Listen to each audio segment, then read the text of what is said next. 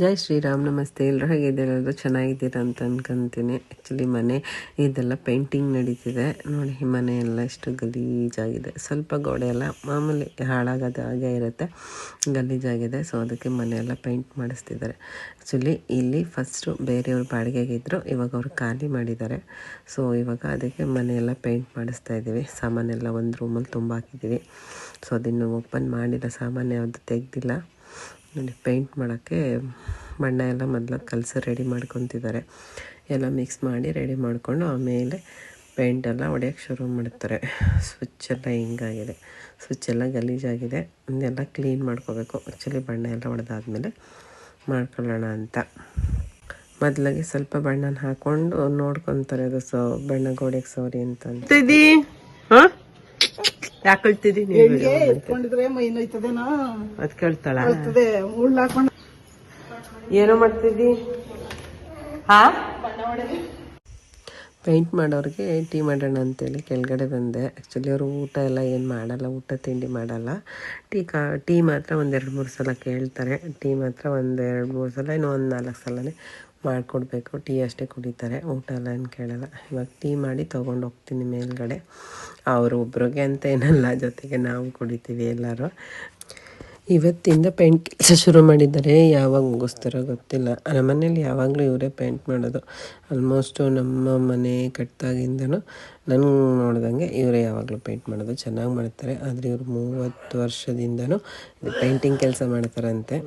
Paint ಅಂತೂ ಚೆನ್ನಾಗಿ ಮಾಡುತ್ತಾರೆ. ಆ್ಯಕ್ಚುಲಿ ಶೋಕೇಸ್ದು ಕಲರ್ ಚೇಂಜ್ ಮಾಡಿಸೋಣ ಅಂಥೇಳಿ ಮಾಡ್ತಾಯಿದ್ವಿ. ಮೊದಲಿಗೆ ಇದು ಕೇಸರಿ ಕಲರ್ ಇತ್ತು, ಇವಾಗ ಬ್ಲೂ ಕಲರ್ ಮಾಡಿಸೋಣ ಅಂಥೇಳಿ ಚೇಂಜ್ ಮಾಡಿದ್ವಿ. ಫುಲ್ ಆದಮೇಲೆ ತೋರಿಸ್ತೀನಿ ಹೆಂಗೆ ಕಾಣಿಸುತ್ತೆ ಅಂತ.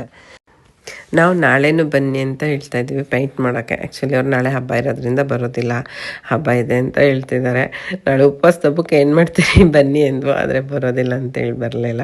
ಇದು ನನ್ನ ಶಿವರಾತ್ರಿ ಹಬ್ಬದ ಕಂಟಿನ್ಯೂಷನ್ ಬ್ಲಾಗು. ಆ್ಯಕ್ಚುಲಿ 2 ದಿನದ್ದು ನಾನು ಪೇಂಟಿಂಗ್ದು ಮತ್ತು ಶಿವರಾತ್ರಿ ಹಬ್ಬದ 2 ಸೇರಿಸಿ ಅಪ್ಲೋಡ್ ಮಾಡಿದ್ದೀನಿ. ಇದರಲ್ಲಿ ಬೆಳಗ್ಗೆನೇ ಎದ್ದು ಸ್ನಾನ ಎಲ್ಲ ಮುಗಿಸಿ ಮನೆಯೆಲ್ಲ ಕ್ಲೀನ್ ಮಾಡಿ ನಾನು ನನ್ನ ಮಗ ಇಬ್ಬರು ಪೂಜೆ ಮಾಡೋಣ ಅಂತ ಹೇಳಿ ಮಾಡ್ತಾಯಿದ್ವು. ನನ್ನ ಮಗ ನನಗೆ ವಿಭೂತಿ ಹಾಕ್ಕೊಡಮ್ಮ ಅಂತ ಹೇಳಿ ಹಾಕಿಸ್ಕೊಂಡ. ಆ್ಯಕ್ಚುಲಿ ಪೂಜೆ ಮಾಡುವಾಗ ಅವ್ನು ನನಗೆ ಮಾಡೋಕ್ಕೆ ಕೊಡ್ತಾಯಿಲ್ಲ. ಎಲ್ಲ ಕಡೆ ಅವನೇ ಮನೆ ಇಡೀ ಗಂಧದ ಕಡ್ಡಿ ತೊಗೊಂಡು ಸುತ್ತಾ ಇದ್ದ. ಬೇಡ ಅಪ್ಪ ಮಾಡು, ಒಂದು ಕಡೆ ನಿಂತ್ಕೊಂಡು ಅಂದರೆ ಮಾಡ್ತಾಯಿರಲ್ಲ. ಮಕ್ಕಳು ಎಷ್ಟು ಹೇಳಿದ್ರು ಕೇಳೋದಿಲ್ಲ. ಪೂಜೆ ಎಲ್ಲ ಆದಮೇಲೆ ನಾನು ಶಂಖ ಒತ್ತೀನಿ ಮಮ್ಮಿ ಅಂತೇಳಿ ಒತ್ತಿದ್ದಾನೆ.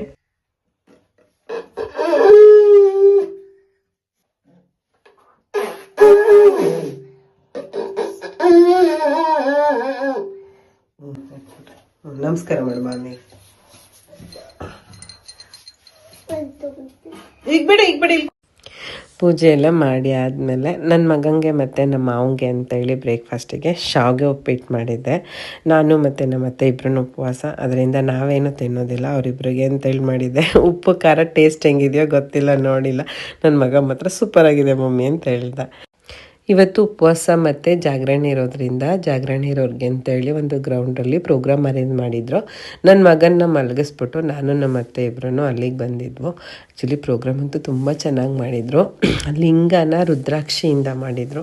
ತುಂಬ ಅಂದರೆ ತುಂಬ ಚೆನ್ನಾಗಿತ್ತು. ಜೊತೆಗೆ ಹಾಡು, ಡ್ಯಾನ್ಸು ಮತ್ತು ಲಿಂಗದ ಸಹಸ್ರಲಿಂಗ ದರ್ಶನ ಆ ಥರ ಇನ್ನೂ ತುಂಬ ಏನೇನೋ ಅರೇಂಜ್ ಮಾಡಿದರು.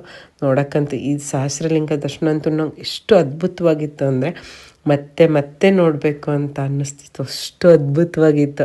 ನಾನು ಅವ್ರಿಗೆ ವಿಡಿಯೋ ಮಾಡ್ಕೋಬೋದಾ ಅಂತ ಕೇಳಿ ಒಂದು ವಿಡಿಯೋ ಮಾಡಿ ಹಾಕಿದ್ದೀನಿ. ಆ್ಯಕ್ಚುಲಿ ಇಷ್ಟ ಆಗುತ್ತೆ ಅಂತ ಅಂದ್ಕೊತೀನಿ. ಪಕ್ಕದಲ್ಲೇ ಅಷ್ಟಲಿಂಗ ದರ್ಶನ ಮಾಡಿದರು. ಒಂದೊಂದು ಕಂಪಾರ್ಟ್ಮೆಂಟ್ ಥರ ಮಾಡಿ ಅಲ್ಲಿ ಒಂದು ಕಡೆ ಸಹಸ್ರಲಿಂಗ, ಒಂದು ಕಡೆ ಅಷ್ಟಲಿಂಗ ಆ ಥರ ಹೇಳಿ ಮಾಡಿದರು. ಇನ್ನು ನೋಡಿ ಮಕ್ಕಳು ಡ್ಯಾನ್ಸ್, ಈ ಕಡೆ ಮಕ್ಕಳು ಡ್ಯಾನ್ಸ್ ಮಾಡ್ತಾಯಿದ್ರು. ಪ್ರತಿ ವರ್ಷ ಇಲ್ಲಿ ಶಿವರಾತ್ರಿಯ ವಿಶೇಷವಾಗಿ ಪ್ರೋಗ್ರಾಮ್ನ ಅರೇಂಜ್ ಮಾಡ್ತಾರಂತೆ. ಈ ಪ್ರೋಗ್ರಾಮು ಇಡೀ ರಾತ್ರಿ ಇರುತ್ತೆ. ಇದು 90ನೇ ಶಿವ ಜಯಂತಿ ಮಹೋತ್ಸವ. ಯಾವ ವರ್ಷವೂ ಇರಲಿಲ್ಲ, ಈ ವರ್ಷನೇ ಮೊದಲು ಬಂದಿರೋದು. ಪ್ರತಿ ವರ್ಷ ಲಿಂಗನ ಒಂದೊಂದು ಇದರಿಂದ ಅರೇಂಜ್ ಮಾಡ್ತಾರಂತೆ. ವಿಶೇಷವಾಗಿ ಈ ಸಲ ರುದ್ರಾಕ್ಷಿಗಳಿಂದ ಮಾಡಿದರು. ನೋಡಿ ಇದೇನು ಲಿಂಗ ಕಾಣ್ತಿದೆಯಲ್ಲ, ಇದು ಫುಲ್ಲು ಲಿಂಗ ರುದ್ರಾಕ್ಷಿಯಿಂದ ಮಾಡಿದ್ದಾರೆ. ಆ್ಯಕ್ಚುಲಿ ನಿಮ್ಗೆ ಅದು ಗೊತ್ತಾಗ್ತಿದೆಯಲ್ವೋ ಗೊತ್ತಿಲ್ಲ, ಯಾಕೆಂದರೆ ಅದು ಲೈಟೆಲ್ಲ ಹಾಕಿರೋದ್ರಿಂದ ಅದು ರುದ್ರಾಕ್ಷಿ ಅಂತ ಅಷ್ಟು ಇದಾಗಿ ಗೊತ್ತಾಗ್ತಿಲ್ಲ ಅನ್ಕೋತೀನಿ. ಆ್ಯಕ್ಚುಲಿ ಅದು ಫುಲ್ಲು ಲಿಂಗನ ರುದ್ರಾಕ್ಷಿಯಿಂದನೇ ಮಾಡಿದರು.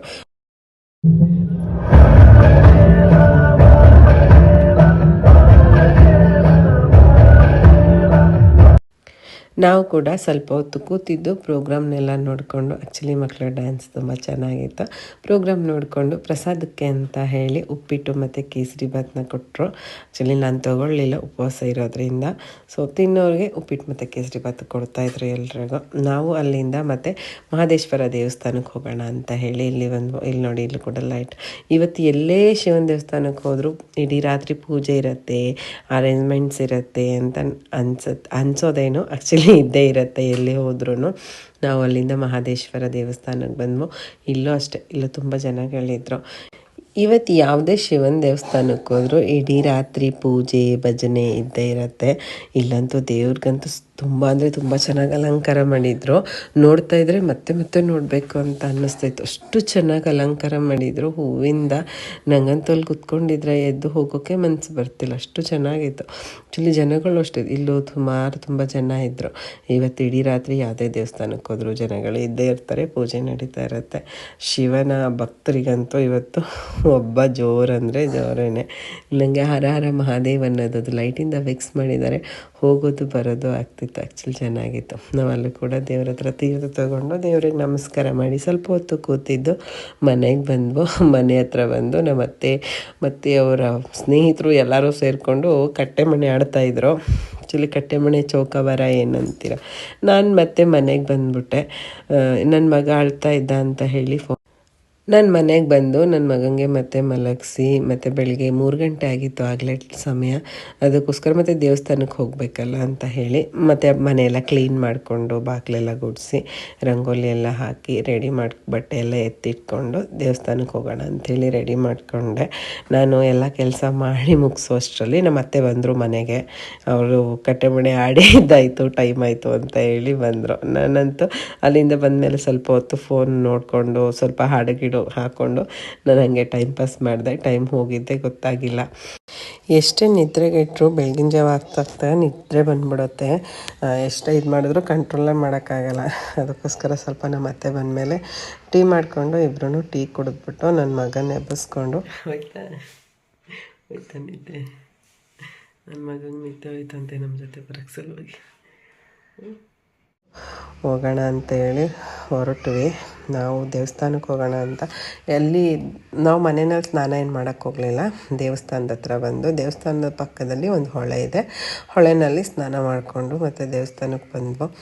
ದೇವಸ್ಥಾನ ನೋಡಿ ಲೈಟೆಲ್ಲ ಹಾಕಿ ಚೆನ್ನಾಗಿ ಅರೇಂಜ್ ಮಾಡಿದ್ದಾರೆ. ಫುಲ್ಲು ಜನ. ಇವಾಗಂತೂ ಬೆಳಗಿನ ಜಾವ ಆಯ್ತಲ್ಲ, ಜಾಗರಣೆ ಇರೋರೆಲ್ಲರೂ ದೇವಸ್ಥಾನಕ್ಕೆ ಬರೋಕ್ಕೆ ಶುರು ಮಾಡ್ತಾರೆ. ಬೆಳಗ್ಗೆ ದೇವಸ್ಥಾನಕ್ಕೆ ಬಂದು ಸ್ನಾನ ಮುಗಿಸ್ಕೊಂಡು ದೇವ್ರ ದರ್ಶನ ಮಾಡಿಕೊಂಡು ಪ್ರಸಾದ ಕೊಡ್ತಿದ್ರು. ಉಪವಾಸ ಇರೋರಿಗೆ ಇಲ್ಲೇ ಪ್ರಸಾದ ಇರುತ್ತೆ, ಪ್ರಸಾದ ತಿಂದು ಉಪವಾಸನ ಬಿಡ್ಬೋದು. ನಾನಂತೂ ನನ್ನ ಮಗನ ಎತ್ಕೊಂಡೆ ದರ್ಶನ ಮಾಡಿದ್ದಾಯಿತು, ಪ್ರಸಾದ ತೊಗೊಂಡಿದ್ದಾಯಿತು. ಅವನು ಒಂದು ಹೆಜ್ಜೆನೂ ಇಳಿಲೇ ಇಲ್ಲ, ಅವನನ್ನು ಎತ್ಕೊಂಡೆ ಇಡೀ ದೇವಸ್ಥಾನ ಸುತ್ತಾಡಿದ್ದೀನಿ. ನಾನು ಈ ವಿಡಿಯೋನ ಇಲ್ಲಿಗೆ ಎಂಡ್ ಮಾಡ್ತೀನಿ. ಮತ್ತು ಇನ್ನೊಂದು ಹೊಸ ವಿಡಿಯೋ ಜೊತೆಗೆ ಸಿಗ್ತೀನಿ. ಯಾರಿಗೆಲ್ಲ ನನ್ನ ವಿಡಿಯೋ ಇಷ್ಟ ಆಗಿದೆ ನನ್ನ ಚಾನಲ್ನ ಸಬ್ಸ್ಕ್ರೈಬ್ ಮಾಡಿ. Thank you all.